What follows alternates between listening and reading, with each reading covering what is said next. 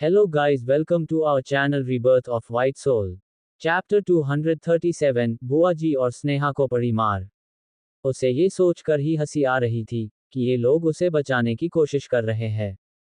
जब उसे इन सब को जरूरत थी तब ये उसके पास नहीं थे, पर अभी उसे प्रोटेक्ट करना चाहते हैं। ईशानी को ये सब बहुत फनी लग रहा था, पर पहली बार उसे समीर, रेहान और अयान पर गुस्सा नहीं आ रहा था, जिससे वो खुद ही हैरान थी। दर्शित ईशानी की सिर पर हाथ फेरते हुए बोला, बच्चा तुम थक गई होगी ना, जाओ जाकर फ्रेश हो जाओ। अब आगे। दर्शित की बात सुनकर ईशानी समझ गई कि उसका भाई उसे यहाँ भेजना चाहता है ताकि ये बुआ दादी उसे कुछ भी ना कहे।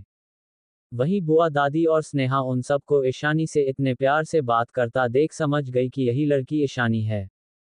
अब तो स्नेहा और भी ज्यादा जलन होने लगी थी। ये गवार बेकार लड़की इतनी खूबसूरत कैसे हो सकती है। प्रिया और उसकी दादी माँ ने तो उसे बताया था कि ये लड़की किसी छोटी सी गांव की अनाथ आश्रम में रहती थी और बिल्कुल बहनजी टाइप की थी, पर इसे देखकर तो कहीं से भी ये लड़की बहनजी नहीं लग रही है। दर्शित ईशानी की हाथ पकड़कर उसे वहां से ले जाने लगा। तभी बुआ जी की आवाज आई, क्या यही लड़की इस घर की असली बेटी है?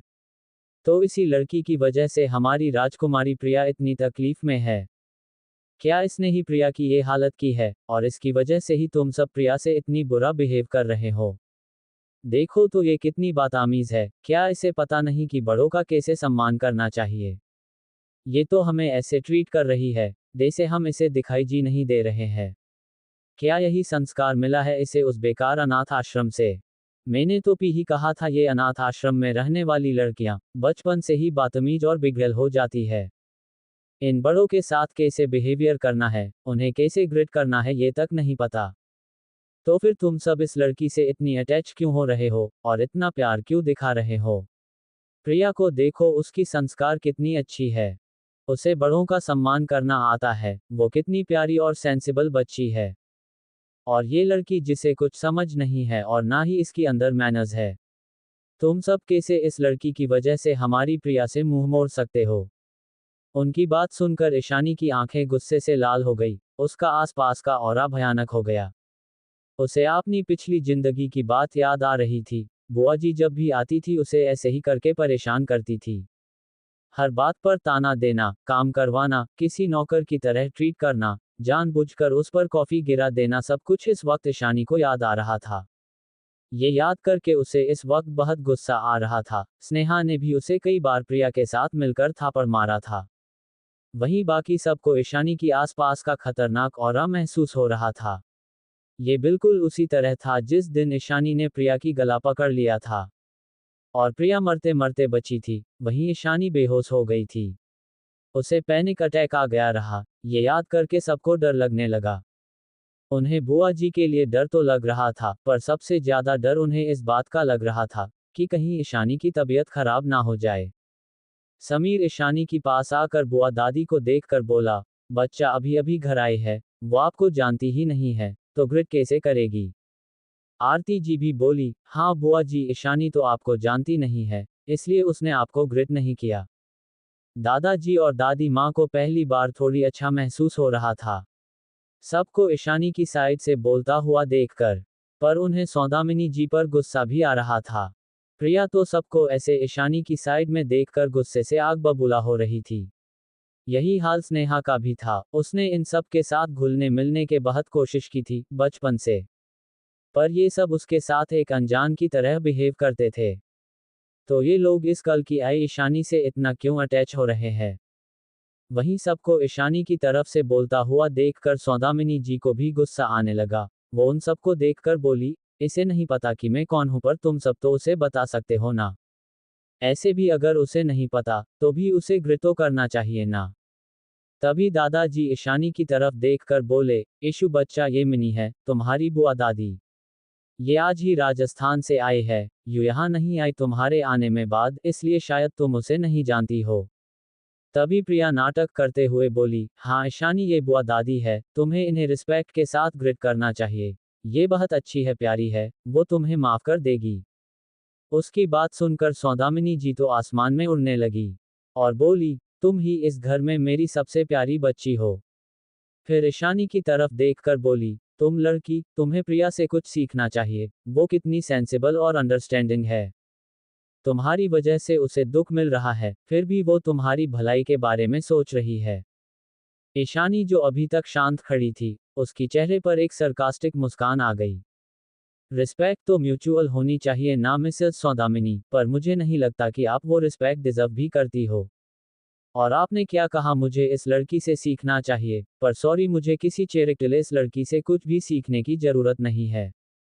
वैसे मुझे लगता है सबसे ज्यादा तो आप ही इस लड़की प्रिया से प्यार करती है। मुझे तो ऐसा लग रहा है जैसे आप अपनी खुद की पोती से भी ज्यादा प्रिया से प्यार करती है। कहीं ये आपकी कोई नाजायज बच्चे की बेटी या पोती तो नहीं है ना? तो क्यों ना आप ही इस घटिया लड़की को अपने साथ अपने घर ले जाए। वैसे आपकी कनेक्शन इसके साथ अच्छी है, यहाँ तो इसे कितना सजा मिल रही है, वहां जाकर वो आराम से रहेगी। ये कहते हुए ईशानी की होंठों पर एक खतरनाक स्माइल थी। वहीं सौदामिनी जी की तो डे से पैरों तले से मानो जमीन ही खिसक गई थी। वो मन ही मन डर से बोल रही थी, कहीं इस लड़की को हमारे बारे में कुछ पता तो नहीं चल गया है। फिर अपना सिर झटक कर बोली, नहीं, ऐसा कैसे हो सकता है। उस राज को हमेशा राज ही रहना होगा, वो कभी किसी के सामने नहीं आ सकती, वरना मेरी प्लानिंग पर पानी फिर जाएगी। नहीं, इस लड़की को कुछ पता नहीं होगा, ये तो बस एक छोटी सी बच्ची है। इतना सोच कर गुस्से से बोली, तुम घटिया लड़की, तुम्हारी हिम्मत कैसे हुई हमारे बारे में ऐसी बात करने की।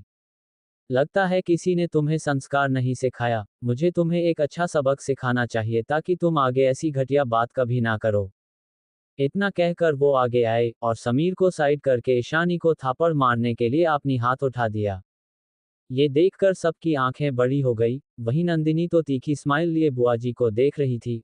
उसे पता था अब तो ये बुढ़िया रोने वाली है। तभी ईशानी ने सौदामिनी जी की हाथ को पकड़ लिया और जोर से उनकी हाथ को मोड़ दिया। तो उनकी हाथ की हड्डियों की चटकने की आवाज आई और सौदामिनी जी की चीख उस पूरे लिविंग रूम में गूंज गई। घर वालों की साथ साथ दूर खड़े सर्वेंट भी हैरानी से सब कुछ देख रहे थे। सौदामिनी जी की हाथ की हड्डियां मानो टूटने की कगार पर थी। ईशानी ने झटके से उन्हें छोड़ दिया और गुस्से से बोली, आइंदा से मुझे छूने की कोशिश भी मत करना। फिर उनके पास जाकर बोली, वरना वो हाल करूंगी कि कोई तुम्हें पहचान भी नहीं पाएगा। उसकी बात सुनकर बुआ जी हद से ज्यादा डर गई। उन्हें ईशानी से इस वक्त बहुत डर लग रहा था। वहीं अपनी दादी माँ की ये हालत देखकर स्नेहा से रहा नहीं गया। वो आगे आकर गुस्से से बोली, तुम्हारी हिम्मत कैसे हुई मेरी दादी माँ को मारने की। इतना कहकर वो डे से ही ईशानी को मारने वाली थी। ईशानी ने उसकी बालों से उसे पकड़ लिया और उसकी गालों पर थापड़ मारने लगी। स्नेहा को समझ ही नहीं आया कि अचानक क्या ही गया। उसे सामने खड़ी ईशानी 2-4 गुना ज्यादा नजर आ रही थी। वहीं ईशानी तो अपनी पिछली जन्म का बदला ले रही थी। इस लड़की ने भी तो उसे कई बार थापड़ मारा था और ईशानी की डिक्शनरी में तो माफी लिखा ही नहीं था। खास करके उनके लिए जिन्होंने उसे हद से ज्यादा दर्द दिया था और परेशान किया था। बाकी सब चुपचाप खड़े थे, कोई भी ईशानी को रोकने के लिए आगे नहीं आ रहा था। स्नेहा चाहकर भी ईशानी की हाथ से खुद को छुड़ा नहीं पा रही थी। वहीं किसी को कुछ ना कहता देख सौदामिनी जी अपनी होश में आए और ईशानी की तरफ देखकर बोली, ए लड़की, तुम्हारी हिम्मत कैसे हुई मुझे हाथ लगाने की और मेरी पोती को मारने की। छोड़ उसे। उन्हें इस वक्त अपनी हाथ में बहुत दर्द हो रहा था, पर वो स्नेहा को ऐसे मार खाते हुए नहीं देख सकती थी। वो सबकी तरफ देखकर बोली, आप सब अब भी चुप खड़े हो, आपको दिख नहीं रहा है क्या कैसे ये जंगली लड़की ने मुझे मारा और अब स्नेहा को मार रही है। कोई उसे रोको, ये लड़की सच में बहुत ज्यादा इल मैनर्स वाली है। तभी नंदिनी गुस्से से बोली, ओ ए बुढ़िया, तुम जो कोई भी हो, तुम्हें किसने हक दे दिया मेरी इशू के बारे में ऐसा बोलने की। मुझे तो तुम्हें देखकर लगता है जैसे तुम दोनों दादी पोती किसी सकस से आए जोकर हो। पता नहीं किस जंगल की जानवर हो तुम दोनों। फिर तुम दोनों की हिम्मत कैसे हुई मेरी दोस्त को जंगली कहने की। और तुम्हारी ये मेकअप से पुती चुड़ैल पोती की हिम्मत कैसे हुई मेरी दोस्त पर हाथ उठाने की। ये सभी थापड़ वो डिजर्व करती है। उसकी बात सुनकर सौदामिनी जी हैरानी से उसे देखने लगी और बोली, तुम लड़की, तुम होती कौन हो हंसते घर की मामलों में बोलने वाली। तुम्हें पता भी है मैं कौन हूँ। तुम्हारी हिम्मत कैसे हुई मेरी इंसल्ट करने की। भाई, आप इस लड़की को और उसे कुछ बोल क्यों नहीं रहे हैं। क्या आपको दिख नहीं रहा है कि कैसे वो स्नेहा को मार रही है? और ये लड़की कैसे हमारी इंसल्ट कर रही है? ये कहकर वो रोने लगी और बोली, क्या इस घर में अब मेरी यही औकात रह गई है कि कोई भी मेरी बेइज्जती करे और हम पर हाथ उठाए? दादाजी असहाय होकर सब कुछ देख रहे थे। उन्हें अपनी बहन से प्यार था, पर उन्हें अपनी पोती से सबसे ज्यादा प्यार था। वो ईशानी की तरफ देख मार बोली, ईशानी बच्चा, अब उसे छोड़ दो, उसे अपनी गलती की सजा मिल चुकी है। आपनी दादाजी की बात सुनकर ईशानी ने मन ही मन सोचा, मेरे दादाजी कितने भोले हैं, उन्हें ये तक नहीं पता है कि कौन उनके दुश्मन है और कौन दोस्त। उसने एक झटके से स्नेहा की बाल को छोड़ दिया, तो स्नेहा धड़ाम से नीचे गिर गई। उसकी आंखों के आगे सिर्फ अंधेरा दिखाई दे रहा था। तभी दादी माँ बोली, तुम्हें मैंने मना किया था मेरी पोती से बदतमीज मत करना, अब मार खाकर अच्छा तो लग रहा है ना? उनकी ऐसी बातें सुनकर सौदामिनी जी के अंदर और भी गुस्सा आ गया, पर वो कुछ नहीं बोली और स्नेहा के पास झुक गई और बोली, स्नेहा को कोई सोफे पर बिठाओ। देखो इस लड़की ने उसकी हालत कितनी खराब कर दिया है। पर कोई आगे नहीं आया, क्योंकि चारों भाई ईशानी के पास खड़े हो गए थे। बच्चा शांत हो जाओ, दर्शित ने उसकी पीठ को रब करते हुए बोला। हाँ, गहरी गहरी सांस लो, इतना गुस्सा तुम्हारे लिए ठीक नहीं है। समीर भी उसकी हाथ को सहलाते हुए चिंता से बोला। हाँ, तुम्हारी तबीयत खराब हो जाएगी बच्चा, तुम्हें अब शांत हो जाना चाहिए। रेहान और अयान भी बार बार टेंशन से उसे यही बोल रहे थे। उन्हें डर लग रहा था कि कहीं पिछली बार की तरह ईशानी ज्यादा गुस्सा और पैनिक होने की वजह से बेहोश ना हो जाए। ईशानी को पता नहीं क्यों उन चारों भाइयों को अपनी इतनी चिंता करते देख एक अलग ही फीलिंग हो रही थी। वहीं दादा, दादी, सुकेत जी और आरती जी भी चिंता से ईशानी को ही देख रही थी, जिसे देखकर सौदामिनी जी और स्नेहा का चेहरा गुस्सा और नफरत से भर गया था। प्रिया तो और भी ज्यादा गुस्से में थी, कुछ भी उसकी प्लान के हिसाब से नहीं हो रहा था। उसने तो सोचा था बुआ दादी और स्नेहा उसकी मदद करेंगे ईशानी को सबक सिखाने में, पर यहाँ तो वो दोनों ही आते ही ईशानी से मार खाकर पड़े थे। ईशानी को सब शांत कराने की कोशिश कर ही रहे थे, तभी किसी ने आकर सबको ईशानी से दूर कर दिया और ईशानी को अपने गले से लगा लिया।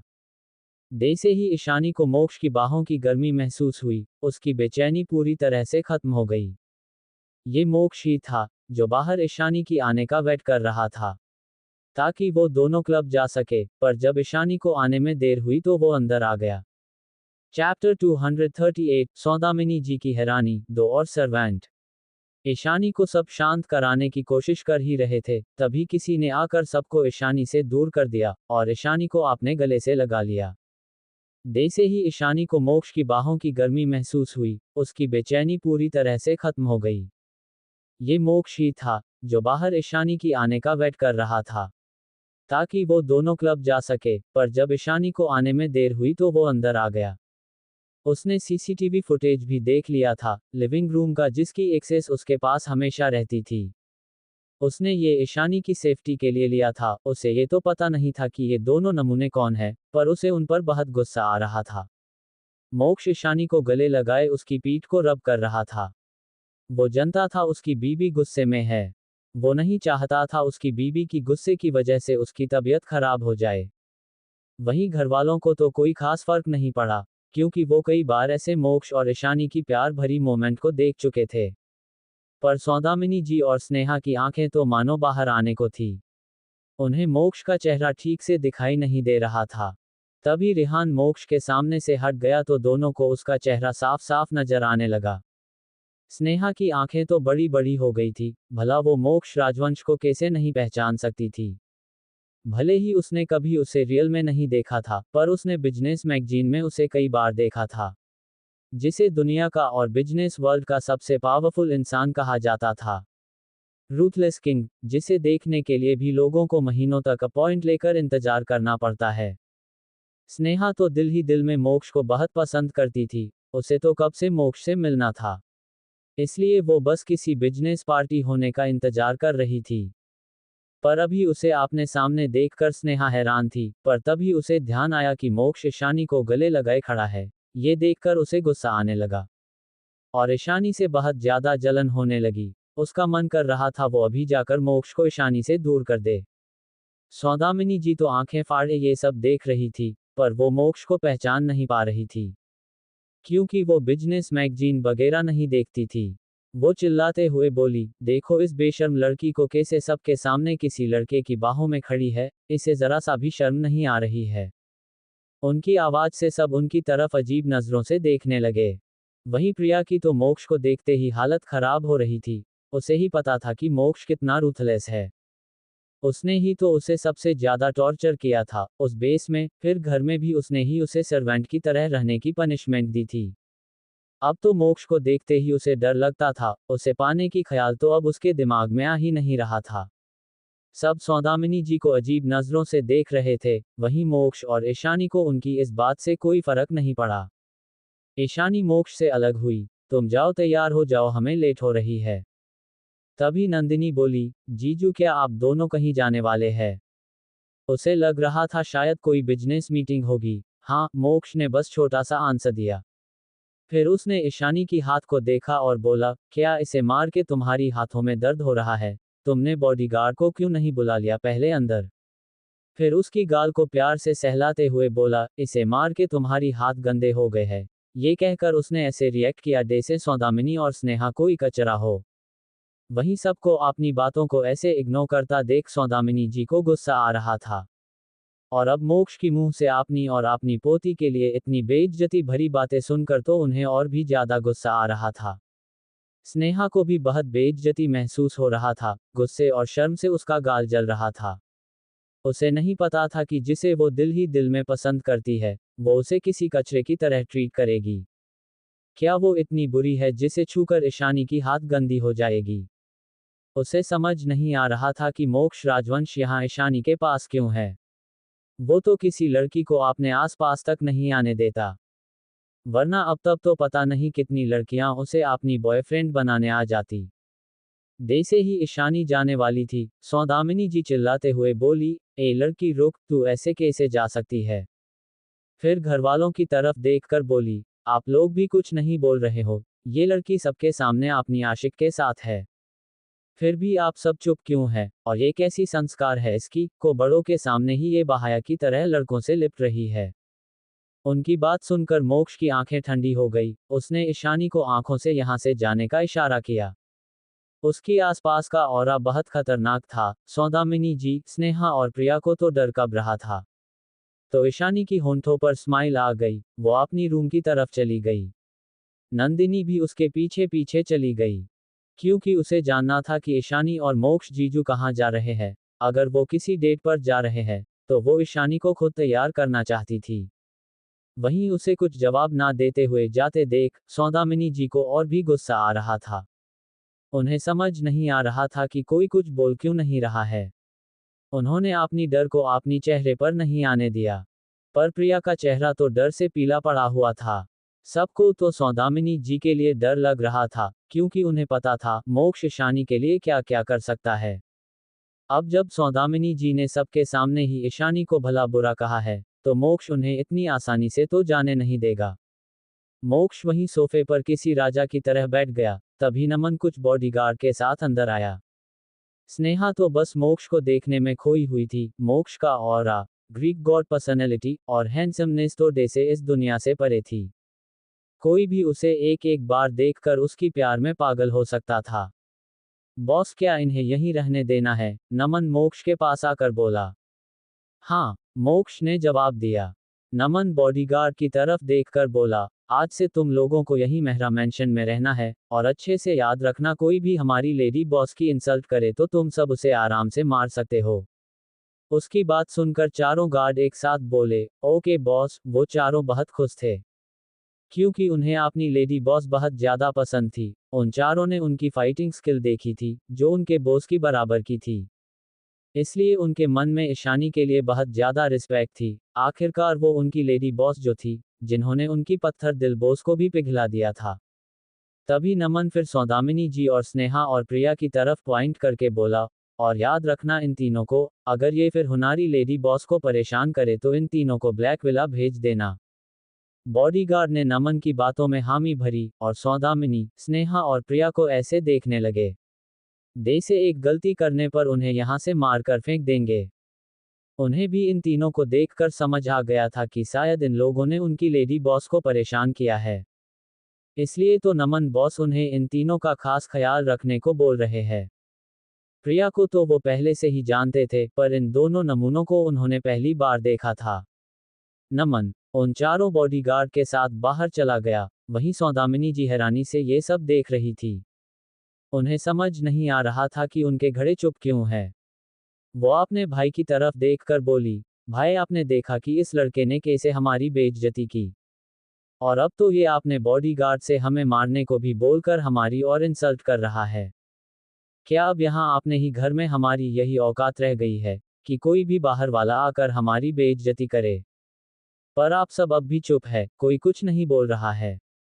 दादाजी गुस्से से बोले, तुम चुप करो, आते ही तुमने हमारी बच्ची ईशानी को सुनाना शुरू कर दिया। और ये ईशानी की होने वाला पति है, तो उसे तो इशू की मैटर में बोलने का पूरा हक है। और हम इसमें कुछ नहीं कर सकते हैं। दादाजी की बात सुनकर सौदामिनी जी हैरान थी, पर स्नेहा को तो डे से शौक लगा था। उसकी पैरों तले से मानो जमीन ही खिसक गई थी। मोक्ष राजवंश उस दो कौड़ी की लड़की ईशानी का होने वाला पति कैसे हो सकता है? उस ईशानी में इतना क्या अच्छा है को दुनिया का सबसे अमीर इंसान उसे शादी करना चाहता है? उसे तो इस बात पर भरोसा ही नहीं हो रहा था, पर सच उसके सामने था। वहीं सौदामिनी जी मन ही मन सोच रही थी, नहीं ऐसा नहीं हो सकता। इन सब को देखकर लगता है ये सब अब ईशानी को बहुत प्यार करते हैं। अगर उसकी शादी हुई तो कहीं ये सब प्रॉपर्टी का हिस्सा और शेयर उसे गिफ्ट के तौर पर ना दे दे। ये लड़का तो कितना अच्छा दिख रहा है और कितना अमीर खानदान से लगता है। ईशानी की शादी इससे हो गई तो कहीं हमारी सारी प्लानिंग बेकार ना हो जाए। तभी मोक्ष मेहरा फैमिली की तरफ देखकर बोला, लगता है आपके घर में सर्वेंट कम पड़ गए हैं, जो दो नए सर्वेंट रख लिए। उसकी बात सुनकर सबको हंसी आ गई, सिर्फ आरती जी और सुकेत जी दादाजी को छोड़कर। वहीं सौदामिनी जी और स्नेहा को तो उसकी बातें किसी तीर की तरह लगी। वो समझ गए कि मोक्ष उन्हें ही सर्वेंट कह रहा है, जिस वजह से उन्हें बहुत ज्यादा गुस्सा आ रहा था। सौदामिनी जी और स्नेहा की आज से पहले इतनी इंसल्ट कभी नहीं हुई थी। वो कुछ बोलने ही वाली थी, उससे पहले नंदिनी की आवाज आई, जीजू ऑलरेडी एक सर्वेंट ज्यादा है इस घर में, दो और सर्वेंट जुड़ गए तो कोई फर्क नहीं पड़ेगा। ये कहकर वो हंसने लगी और ईशानी के साथ नीचे आ गई। ईशानी के हाथ में एक छोटा सा बॉक्स था। दोनों सीढ़ियों से नीचे आ गई। मोक्ष अपनी जगह से उठकर ईशानी के पास चला गया। फिर दोनों वहां से बाहर निकल गए। उनके जाने के थोड़ी देर बाद सौदामिनी जी चिल्ला पड़ी, यहाँ सब हो क्या रहा है, और वो लड़का कौन था? अभी तक प्रिया की शादी नहीं हुई है, तो ईशानी की शादी कैसे फिक्स हो सकती है? उस लड़के की हिम्मत कैसे हुई हमें धमकी देने की? उसे क्या लगता है, अगर वो ईशानी से शादी करेगा तो इस घर में कुछ भी कर सकता है? चुप करो, इतना चिल्लाने की जरूरत नहीं है, और मेरी पोती की शादी से प्रिया की शादी का कोई लेना देना नहीं है। वो इस घर की कोई बेटी या मेरी पोती नहीं है, और जिसकी हिम्मत के बारे में तुम पूछ रही हो, वो मोक्ष राजवंश है, कोई एरा गेरा इंसान नहीं। दादी माँ ने प्राउड से कहा। उन्हें अपनी पोती की पसंद पर गर्व था। उनकी बातें सुनकर तो सौदामिनी जी की पैरों तले से मानो जमीन ही खिसक गई। मतलब अभी जो उनके सामने बैठा था, वो एशिया का सबसे बड़ा बिजनेसमैन मोक्ष राजवंश था, जिसके बारे में कहा जाता है कि वो बहुत क्रूएल है और बिना पलक झपकाए किसी को भी मार सकता है। अगर मोक्ष और ईशानी साथ में है, तब तो बहुत बुरा होगा। अब वो मोक्ष के रहते क्या करेंगे? इतने अच्छे अमीर लड़के को उस अनाथ आश्रम से आई लड़की में इतना क्यों इंटरेस्ट है? प्रिया और स्नेहा तो उस लड़की से बेहतर है, मोक्ष को तो इन दोनों में से ही किसी के साथ होना चाहिए था। वहीं प्राइवेट क्लब में सब मोक्ष और ईशानी की आने का इंतजार कर रहे थे। क्या हुआ, अभी तक तुम्हारा पोता, तुम्हारी होने वाली पोते बहू के साथ क्यों नहीं आया? कहीं तुम हम सब के साथ मजाक तो नहीं कर रही थी ना? अगर ऐसा है तो पहले ही बता दो। कनक जी के पास बैठी एक ओल्ड लेडी ने कहा, तो कनक जी का चेहरा गुस्से से तमतमा उठा। वो मोक्ष को फोन कर रही थी, पर वो लड़का उठाने का नाम ही नहीं ले रहा था। कनक जी हंसते हुए बोली, तुम सब चिंता मत करो, मेरी पोता बहू ने कहा है तो वो जरूर आएगी। ये तो मेरा पोता ही होगा, जो अपनी काम की वजह से लेट कर रहा होगा, वरना मेरी बहू तो टाइम पंचुअल है। तभी एक और लेडी ने कहा, ठीक है, इतने सालों से वेट कर रहे हैं, थोड़ी और देर ही सही। आखिरकार हमें भी तो देखना है कि तुम्हारे पोते ने किसे अपनी लाइफ पार्टनर चूज किया है। उनकी बात सुनकर बाकी सबने भी हाँ में सिर हिला दिया। तभी एक और ओल्ड लेडी ने कहा, अच्छा ये तो बता दे कि वो किस खानदान से है। ये ओल्ड लेडी आज अपनी पोती और पोते के साथ आई थी। ये हमेशा से चाहती थी कि उनकी पोती की शादी मोक्ष से हो।